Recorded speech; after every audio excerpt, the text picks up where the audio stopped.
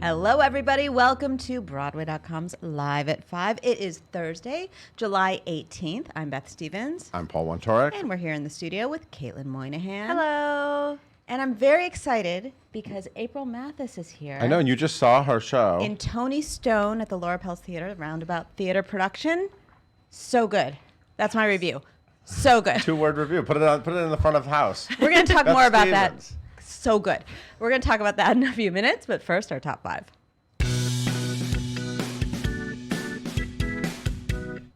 And we got some sad news because a longtime favorite musical only has a few months left on Broadway. You know what? We've had so many closing Every notices recently day. that I'm going to turn this into a positive. Okay. All right. Beautiful. The Carole King musical had a triumphant 6-year Yes. run on Broadway. There you go. Yes, there you go. go. Come on. We don't. Everything doesn't have to be sad. We can turn it around, right? Okay. Okay. So, but it is kind of sad because it is ending. October 27th is the final performance, which is almost exactly 6 years. It started in November of 2013. It will have played 2,418 Wow. performances, which is a very That's long a run. lot. Douglas McGrath wrote the book. Before this, he was most known for writing Woody Bullets Over Allen. Broadway. Bullets Over Broadway, right? He wrote the Yes. screenplay to that. And of course, it's the story of Carole King. That's why her name is in the title. And Mark Bruni directed it. A great success for Mark Bruni, too. Absolutely. Anyway, Jesse Mueller, of course, won a Tony when it opened for playing Carole King. And now Vanessa Carlton is playing the role. And there have been, Abby Mueller played it. Melissa Benoist played it. Shalina Kennedy played it For a lot over of 1,000 times. performances, Shalina Kennedy. Oh, wow. Just saying. And we actually don't know who will play it in the fall. That's right. Because there are a couple months, so I don't know. We'll see. There might be another name to add to that list, or maybe one of these fantastic ladies is coming back. But anyway, beautiful. The Carole King musical is ending its run on Broadway. And a Tony-winning play is getting a sequel on Broadway. Don't you love a sequel? How will it end? What will happen? I don't know if the playwright would call it a sequel. It's another play about Lyndon Baines Johnson from Robert Schenken. Right. And the last play he wrote about LBJ was called All the Way. It starred Tony winner Bryan Cranston, Yes. double Tony winner Bryan Cranston, who won his first Tony for that show. Okay, I'm going to tell you about it. It's called The Great Society. Mm-hmm. Bill Rauch, who directed All the Way, will direct this one. And it begins on September 6th for a 12-week run. That's really short on Broadway. Through November 30th at the Vivian Beaumont Theater. And here's the thing.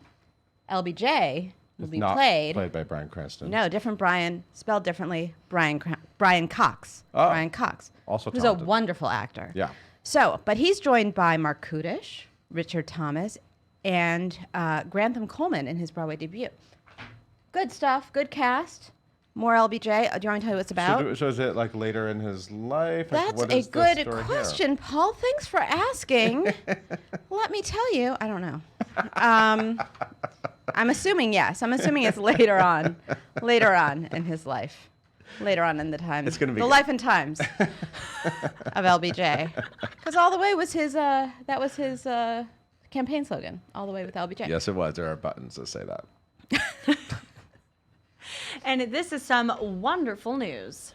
This was surprising. So we found out that Paul McCartney, who is a music icon, of Really? course, yes, he is. He was in the Beatles.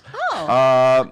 He is writing a musical. Totally came out of nowhere, this news. He's been working on not only a musical, but a musical of one of the most beloved movies, It's a Wonderful Life, which, of course, is a Christmas classic that I finally saw for the first time last Christmas. What's wrong with you? Exactly. Oddly, I avoided, just like Top Gun. We were talking about Top Gun.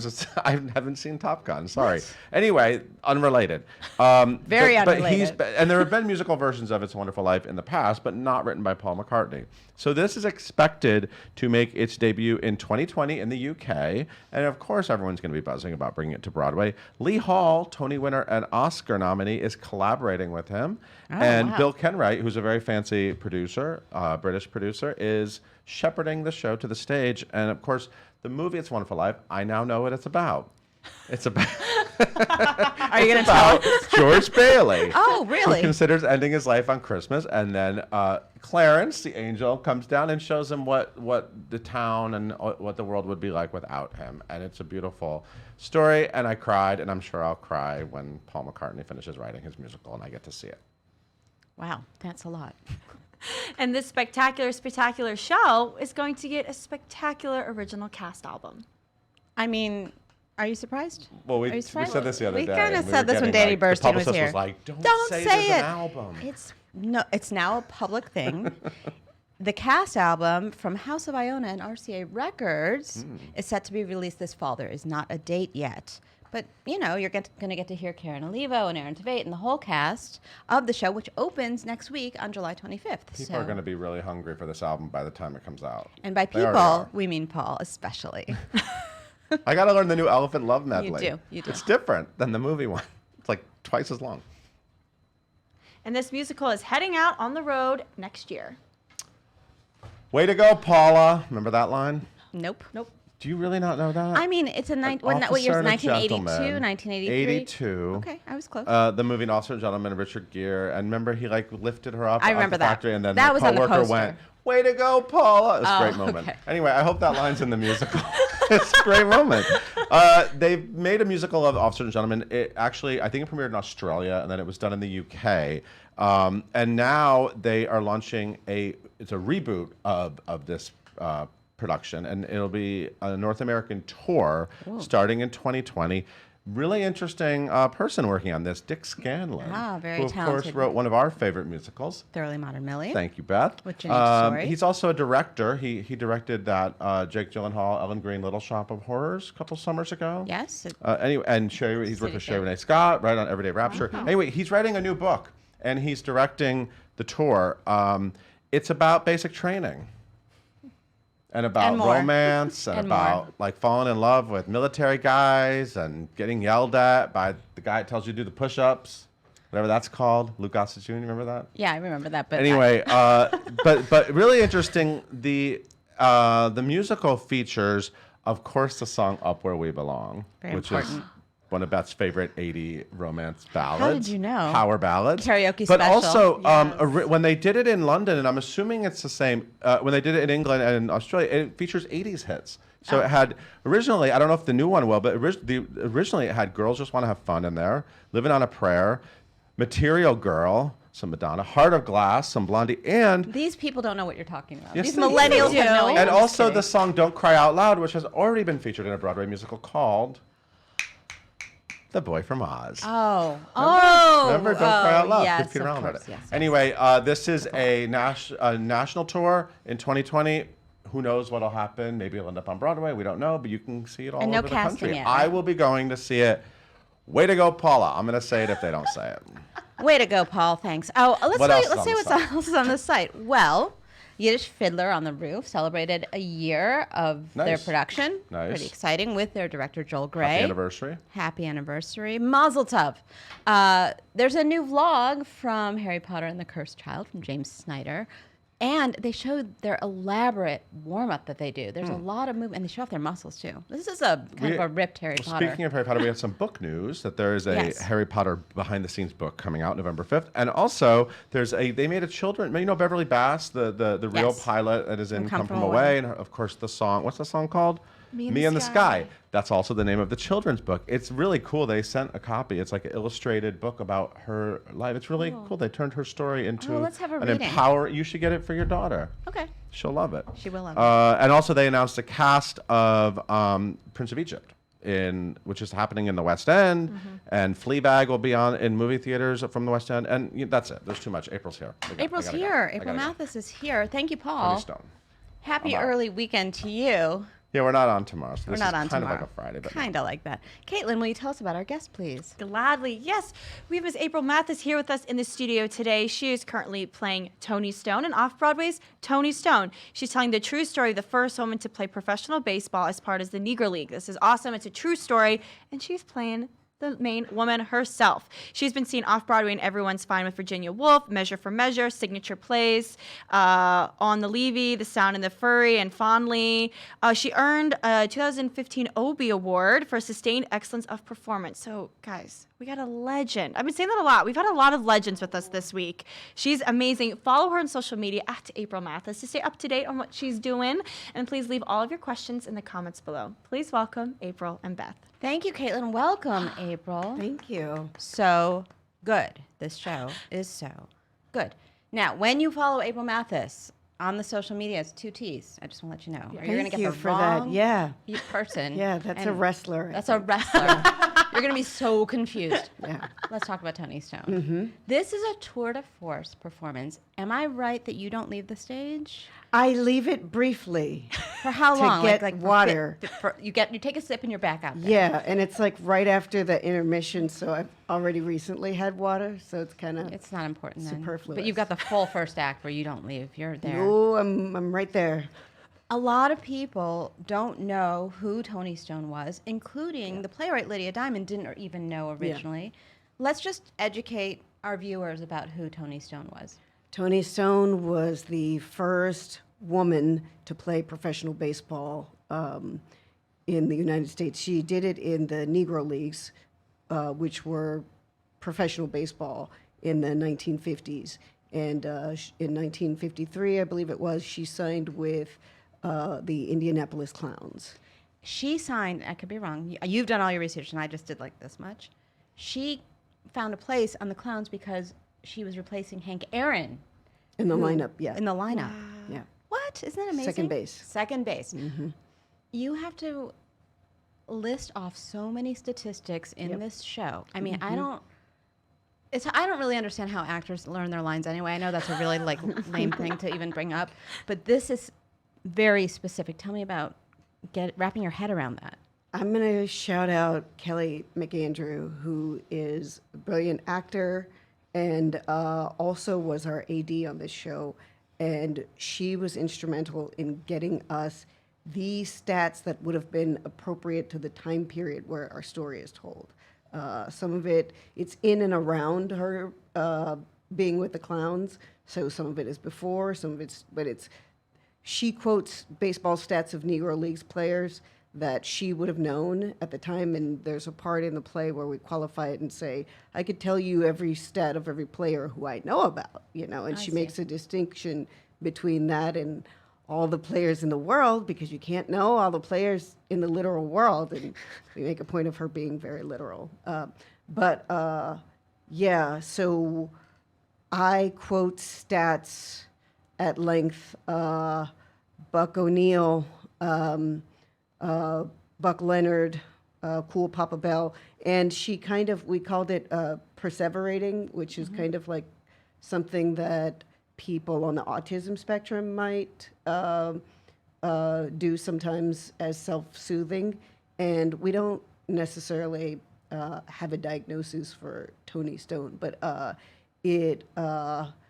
there were some anecdotal stories that were told about her that said that she was a really strong student of baseball, like an encyclopedia of knowledge, and that maybe she was someone who socially had some trouble finding her place, and so Lydia Diamond, the playwright, took that idea and dramatized it, and so that's where we get that in moments of crisis, she kind of rattles off these stats. And sometimes it's meant to be just lighthearted conversation, but sometimes we get the sense that there's a subject that she doesn't want to broach or moments of discomfort, and she goes back to, these are facts. These are the things that I know. This is the thing that I love, and I can go back to these numbers. They're concrete. Baseball is filled with stats and record keeping, and it's comforting.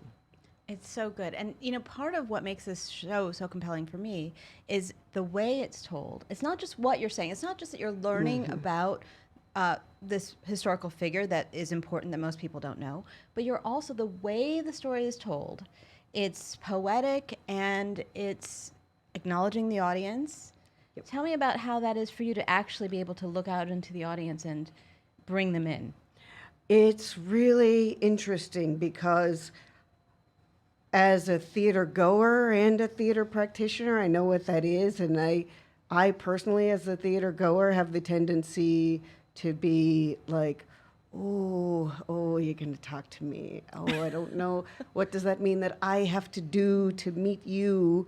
And what's nice about this is what I try to do with that sensibility is to be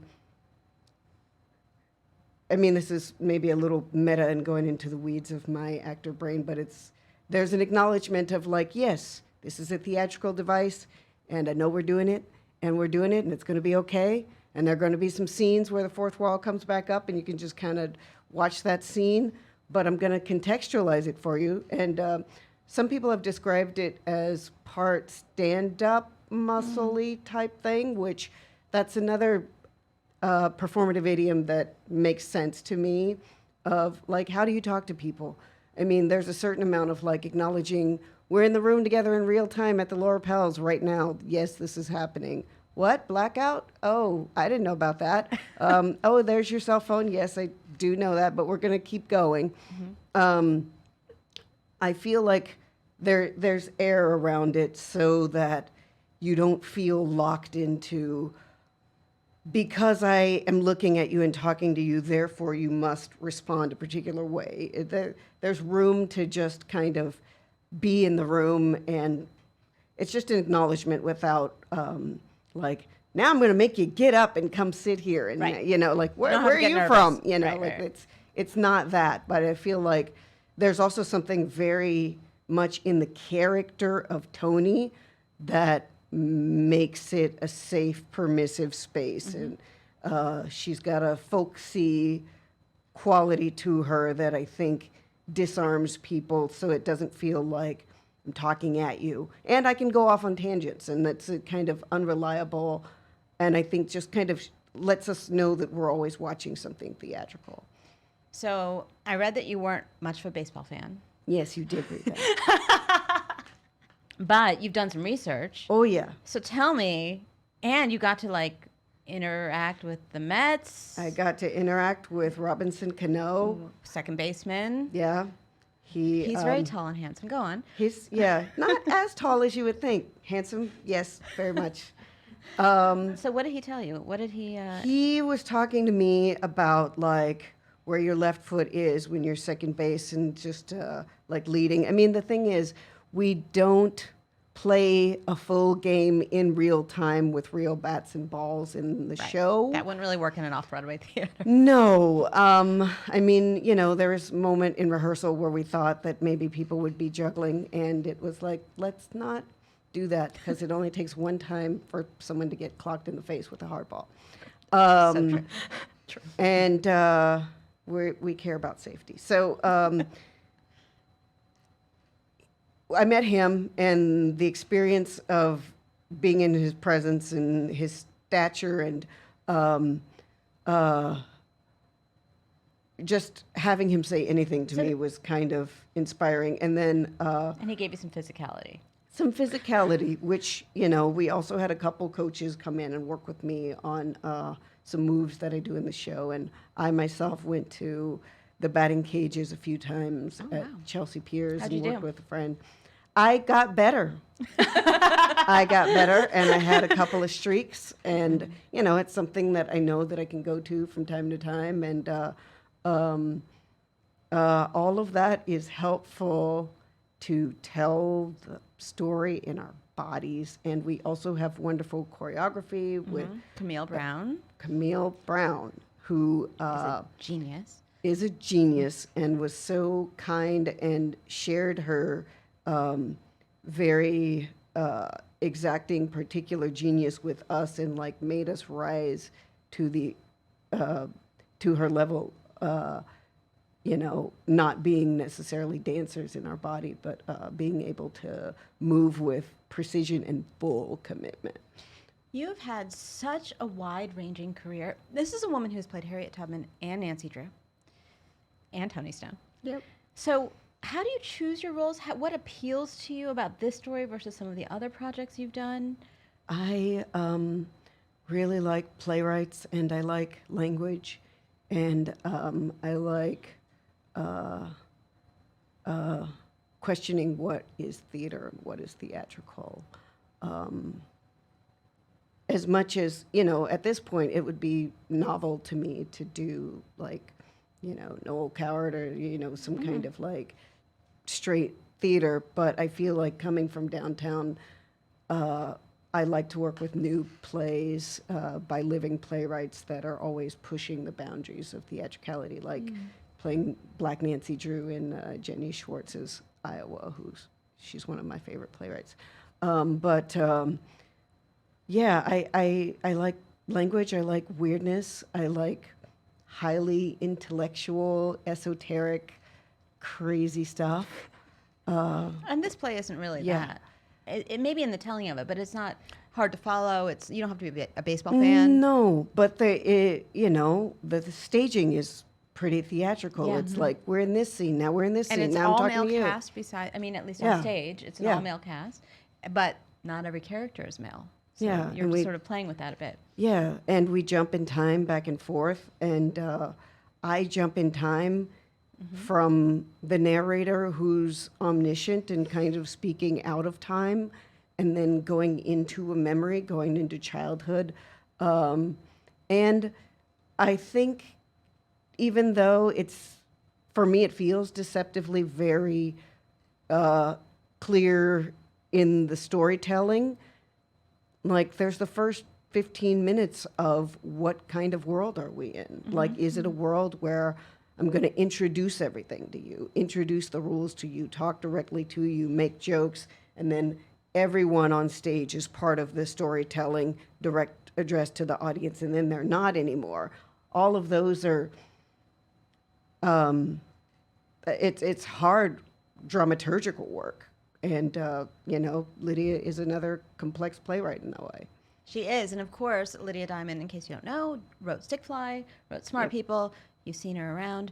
I know you have questions because I can just feel it. So, Caitlin, You do. What are our viewers asking? Yes. So the first question, Jenny wants to know what even got you involved in acting in the first place, and what made you what theater bug bit you? And Take us back. Take us back. I think when I was 5, I kind of knew I wanted to act, but I grew up in a small town, Texarkana, Texas, and nobody was acting around me. I think I saw a production of some play where there's a song called There's a Hole in My Bucket. Oh, sure. What is that? I don't know, but it's a classic song But everyone sings. I was like, if Tender. that's there's a hole in my bucket, dear Liza, dear Dear- I mean, oh. it's the Oh it's yeah, the it's sound. like a kid song. Yeah, and like I saw that and I was like, maybe not that, but and so fast forward through college and still I saw some theater where it's just like people were projecting and being loud, and so I didn't really buy anything that they were saying, and I was like,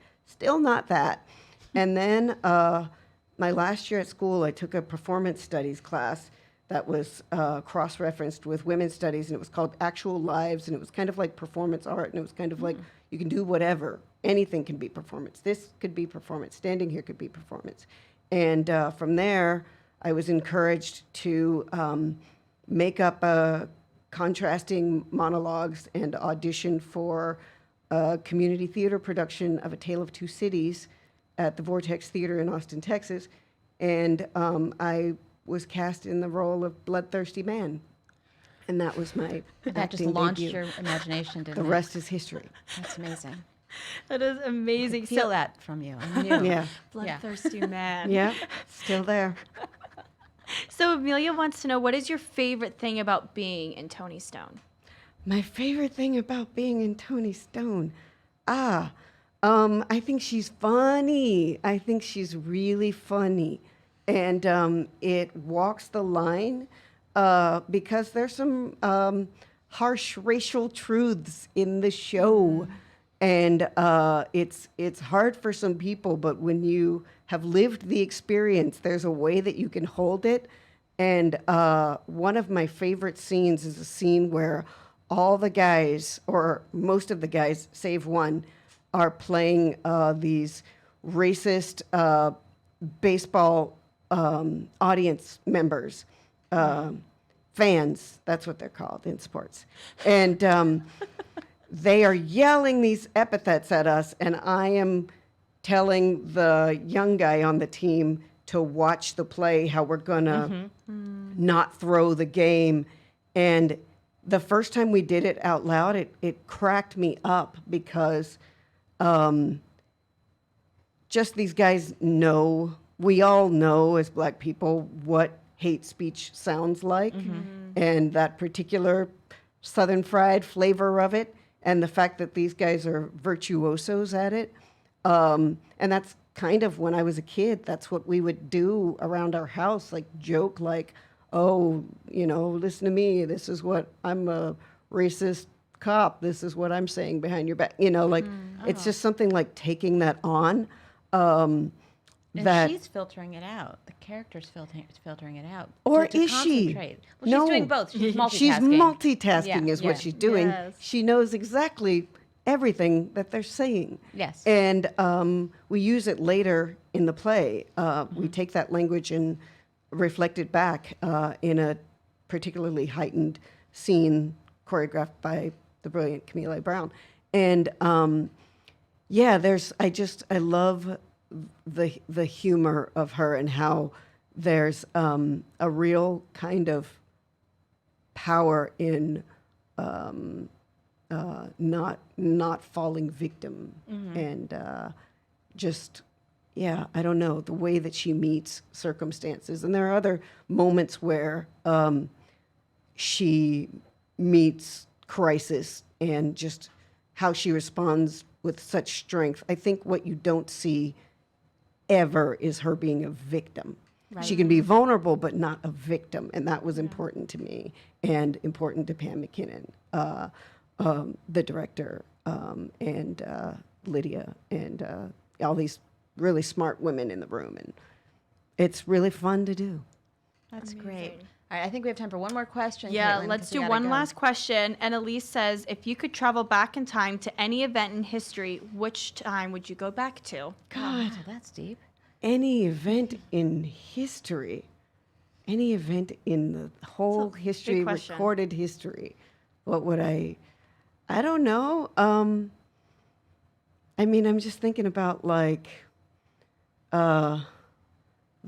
when the Red Sea got parted. That would probably be cool to look at. Yeah. Go for a miracle. That's what I always say. Yeah, I'm thinking of that movie where they walk through it. The Ten Commandments. That one. It looked really cool, Prince even of with the graphics of that time, like how that water looked. Yeah. That's just off the top of my head, but I would have to think long and hard about if I could attend any. Yeah. That's You a can lot. come back and tell us. You can come back again. You're tweet welcome back. anytime, April. April's going to be here tomorrow to tell us about what You guys won't, though. Yeah. It'll be me. Thank you for joining us. Thank you. Guys, go see Toni Stone. It's so good.